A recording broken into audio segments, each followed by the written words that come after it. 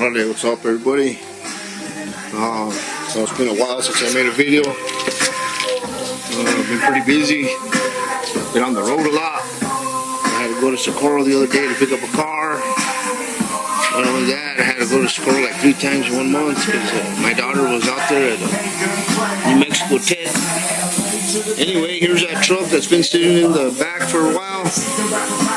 You can see I got the radiator support bent over. This side right here was already, I pulled it all out and got it welded up. Got that other fender to line up. You can see where I welded it in there. I dollied all of the body, you know, all of the structure right here. It was all smashed. I'm pretty sure I got a picture somewhere. But as you can see, I folded the radiator support forward in order to get to this inner apron. You can see right here where it's all smashed in. I got it hooked up to my frame machine. You know, it's a single tower post puller, not post puller, but like it's a frame machine that slides underneath. You have to tie it down and stuff. I'm sure you've seen it on my other videos.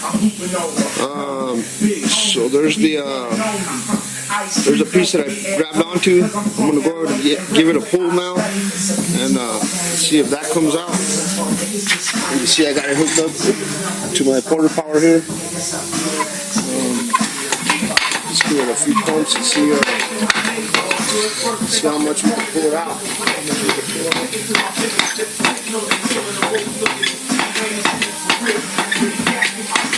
That's one thing about body work, you gotta be willing to, you know, take other panels apart and out of the way in order to pull inner structure.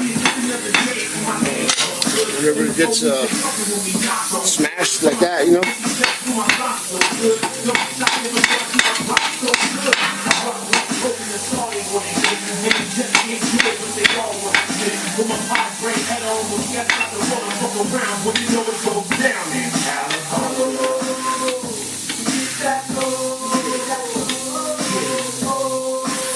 What we want to do is pull it out as much as we can, you know, and take the tension off of it, and I'm going to slide it back to a better spot and get a different pull on it. You know, we don't want to pull it all at one time and rip it at different areas and stuff, so I think that's far enough for right now. Like I said, I'm going to release it and see if we can get that top kink off of there.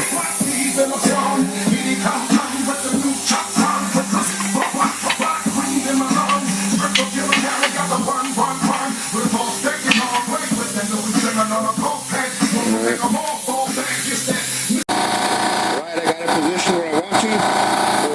You know, it's gotta have the right tools for this kind of stuff. You see that clamp is adjustable. I can adjust it, pull from different angles. You want to tighten and screw it.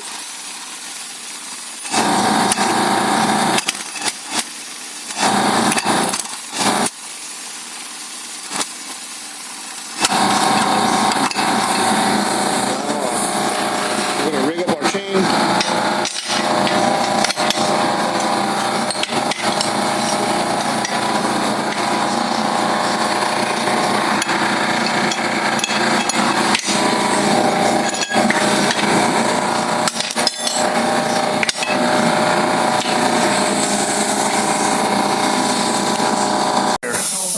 Got it where I want it now. I'll tighten it up.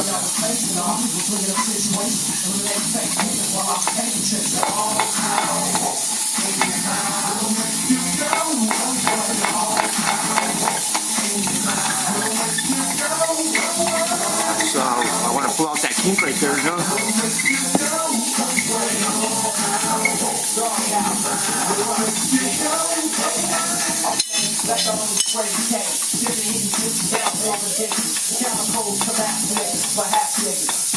I want to pull it out, you know, to get the hammer and dolly there.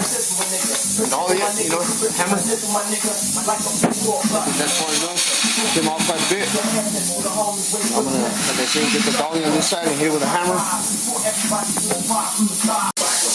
Alright, you can see I got it dollied out. It looks a lot better. It's also pushed in here at the bottom, so I'm doing the same to that. Get that lip, pull it out the other way, you know, flat this way, grab onto it and pull out that bottom piece, and then I'll bend these where they need to be bent in order to push all this back and push it, weld it. You can see it's been welded, it's been repaired before. before. I found similar welds like that on that side that I had to break loose and then re-weld, you know, obviously. But one time or another, this thing has been wrecked or something, and it wasn't welded too good, you know. So anyway, we'll pull this piece out and then go from there. Alright, you see the way I just pulled it out? You know, I could undercoat it and all that stuff, you know. So I'm gonna go ahead and bend all this stuff back, get it where I want, get my holes ready in order to weld it back together, and weld that lip back up. You see how I had to bend everything back out in order for this to fit against it. And see, it's looking pretty good.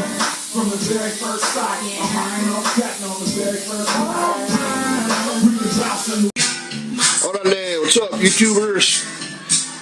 Showing you this Altima that I started working on. And then my nephew Andy. You can see how the inner structure here was all bent up to shit. I guess whatever hit the front bump tire broke that arm right there off, and then it caught it here and hit and grabbed and pulled all that back. So we straightened that out. We're gonna grind it now and get it ready for some mud. Pulled all these other dents out too. The fender had some dents here where it got hit. It buckled up. It had a high spot here and knocked it down, and that's where it got hit, you know. So we're gonna have to solder these holes up and then put some mud on it. But there's that arm that broke off. You can see we were able to disconnect it from right there. It does take a sleeve on it. That was kind of a pain in the ass taking it off, but once you get that ring off, it comes right out. And that goes around that, and then connects to this arm here, which goes to your wheel and gives you steering. I'm also doing an Envoy in here. It got hit. The bumper cover's getting replaced on it. You can see I already did the body work on the quarter here. I got it ready for mud. I had to bend this section here back into place. Here's the bumper for that Altima. We're gonna do a video on how to repair the bumper covers when they rip right there, you know, and give it a good strong repair. The rear cover too has like a bend in it right here. You can see you're gonna have to heat it all up and get that out of here and keep it nice and flat, you know, and work that plastic. And there's the rear bumper for the Envoy here, brand new. Got it all sanded and ready for you know, for the other step to get painted, you know, to wax and grease it off and stuff like that. But that's what I'm up to, man. It's working my ass off.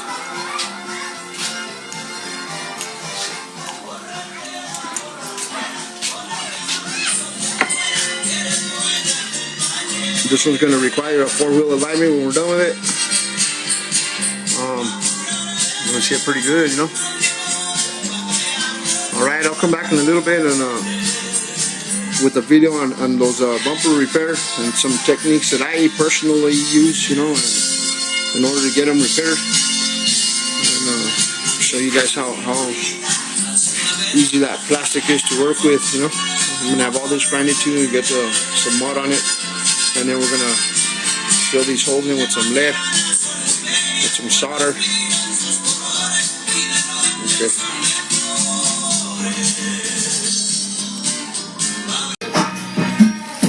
What's up, YouTubers? I'm gonna take you guys on a little journey and show you guys how I repair these bumper covers and what steps I take in order to get it all repaired and stuff. You can see all the scratches here. What I'm doing right now is washing them from the back and the front, soap and water. This one here, I already hit it with some soap, clean all that dirt off because they accumulate a lot of dust, you know, when they're on the road. Over here I actually did a repair because it's split. This is separated, so I put the mesh, as you can see, some of the plastic repair stuff. So all that's left left is the outer side, needs to be repaired. You can see it has a little groove in here that's going to have to be filled in really good. And I noticed there's a few more scratches and scuffs on it. You know, I'm going to go ahead and repair. But like I said, I got it all. I got the front and rear washed. Here's the rear bumper also. You can see how they get a lot of dirt down here. The back sides get a lot of debris, a lot of dirt, dust, oil, and all kinds of other stuff. You gotta wash it really good before you start any repairs. You know, that way you can see what you're doing. And when you're gonna do something like this, you wanna make sure that, you know, the whole bumpers come out like brand new, so you don't want to miss nothing, like little gouges, little scratches and stuff. So there's another bumper there that's going to get repaired. So there's a total of three faces that I got to fix. And let's see how to get them in primer today.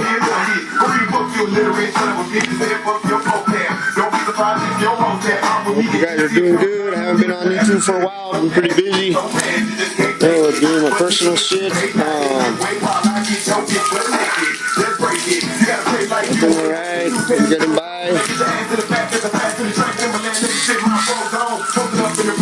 Rips all this stuff off. The radio's probably too loud, but I shouldn't have been in.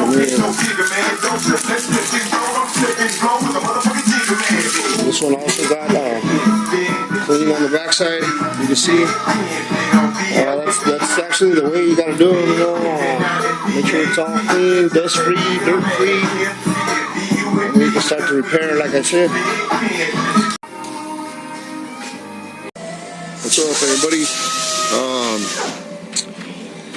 I kind of messed up the video that I took of the repairs that I did on the bumper in order, you know, to get it like this.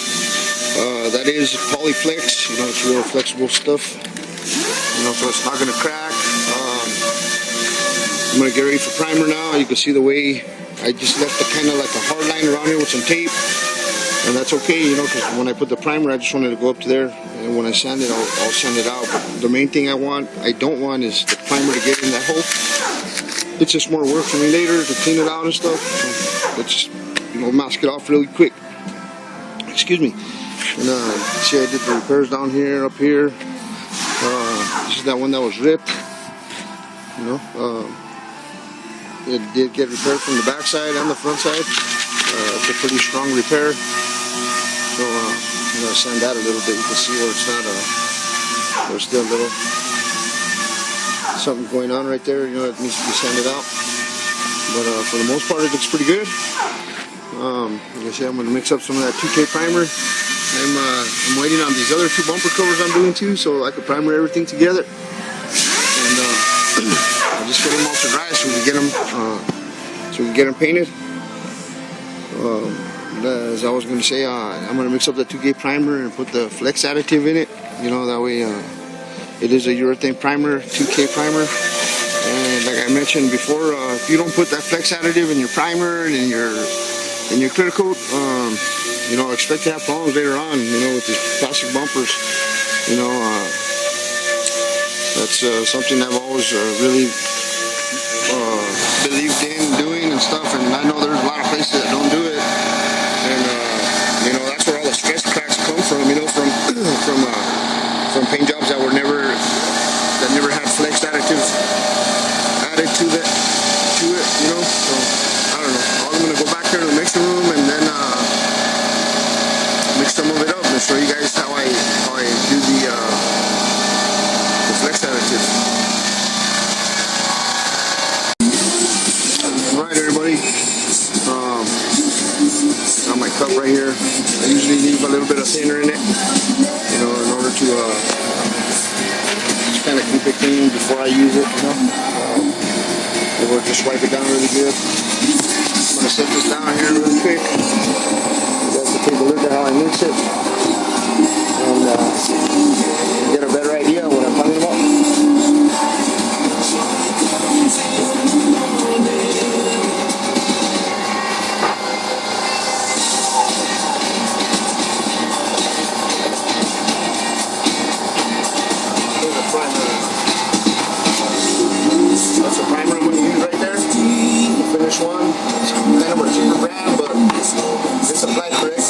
real durable stuff.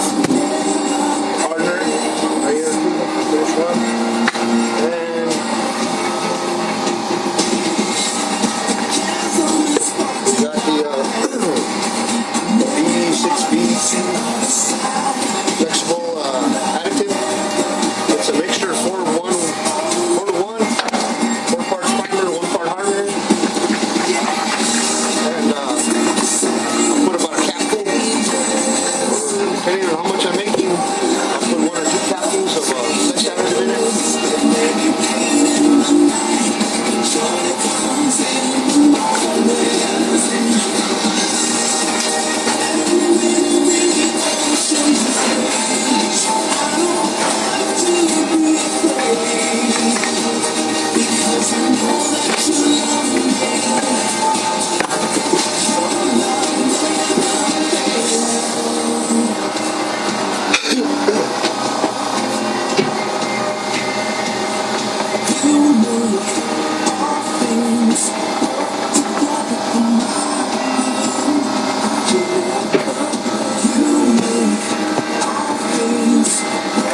Alright, we're going to look for the 4 to 1 column. So we're going to go up 4 parts to 1 part hardener, 4 parts primer, 1 part hardener. And maybe we'll go 4 to 1 to 1 with the urethane hardener. We'll see. Let me check it out, see how much I'm going to make.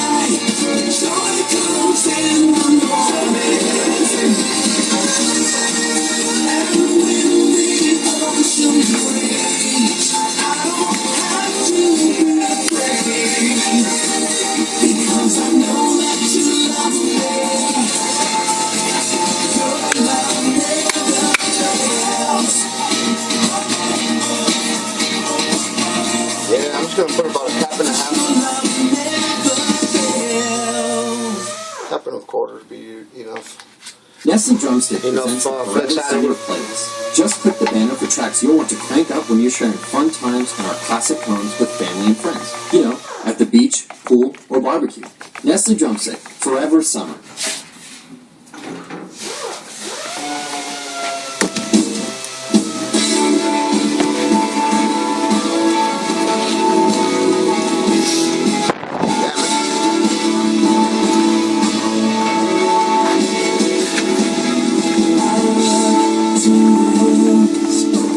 Where does my help come from?